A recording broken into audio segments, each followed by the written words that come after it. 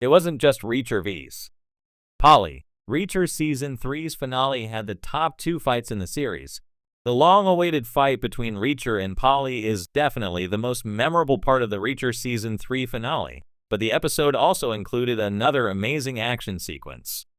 The Season 3 finale is not only the best finale out of the show's 3 seasons, but also one of the best episodes of the entire series. Reacher Season 3 broke viewership records for Prime Video, and its finale definitely did not disappoint its growing fanbase. In addition to Reacher's fight with Paulie, the episode also saw him finally get revenge against Xavier Quinn.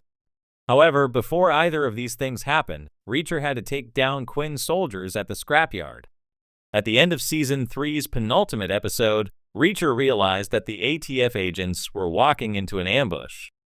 Therefore, after this major cliffhanger, the Season 3 finale started with a major action sequence. Because of all the major events that take place at the end of Reacher Season 3, this scene is easy to forget about. However, the scrapyard gunfight in the Reacher Season 3 finale is definitely one of the best action sequences of the entire series. Reacher Season 3 finale scrapyard battle was the show's best gunfight yet. After a more tame penultimate episode, the Reacher Season 3 finale did not disappoint with its action. After realizing that the ATF agents are going to be ambushed by Quinn's soldiers at the beginning of the episode, Reacher takes out several goons with a sniper. Because of his size, Reacher usually thrives fighting at close quarters in the series. Reacher takes out many of Quinn's soldiers, and the choreography for each kill is on point. Viewers have seen Reacher take down several opponents in hand-to-hand combat.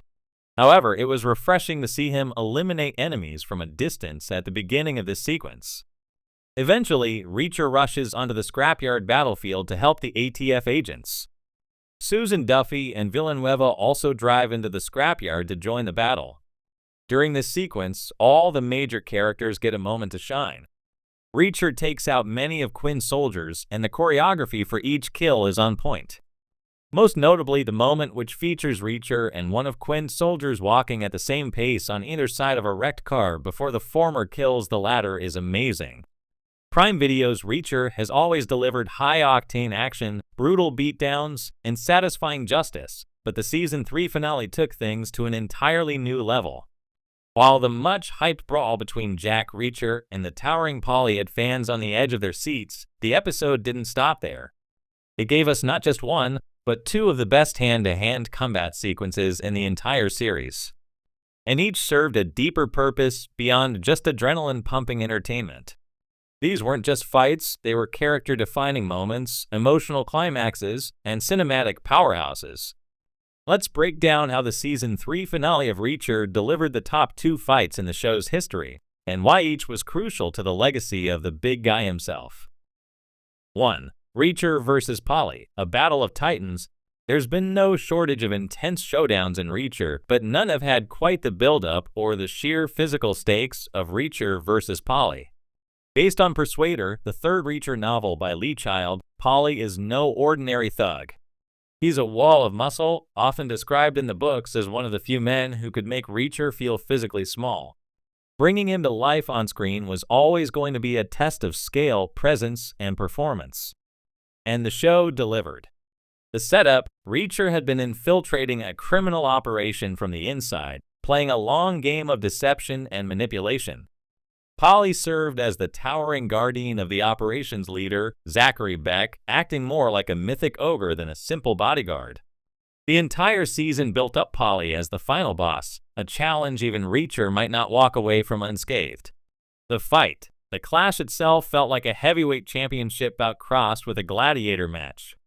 No flashy choreography. No wire fu. Just two behemoths slugging it out in a brutal, methodical, almost primal exchange of blows.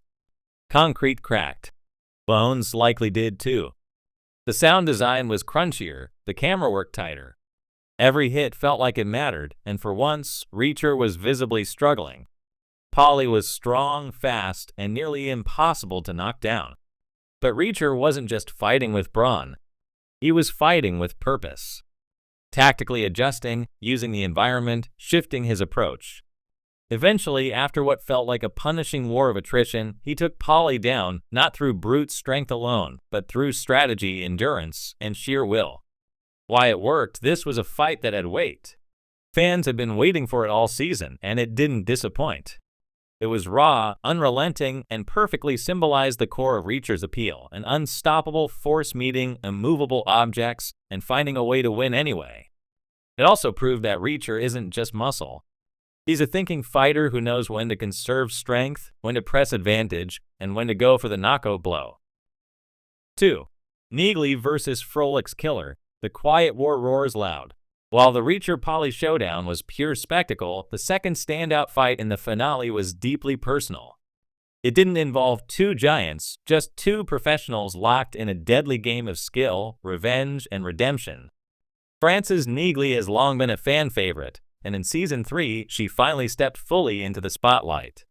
The setup: Neagley had spent much of the season haunted by past failures, and the death of former Secret Service agent Frolic a nod to Season 1's emotional gut punch. When she discovered that one of the assassins involved in Frolic's ambush was connected to the same underground operation Reacher had infiltrated, it lit a fuse. This wasn't just about justice anymore, it was personal. The duel wasn't as long as Reacher's brawl with Paulie, but it was arguably more intense.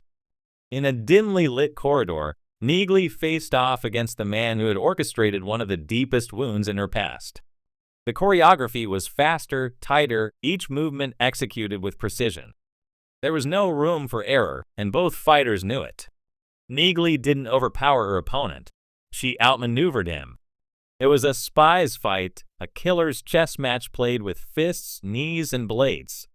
And in the end, she didn't just win, she chose her victory.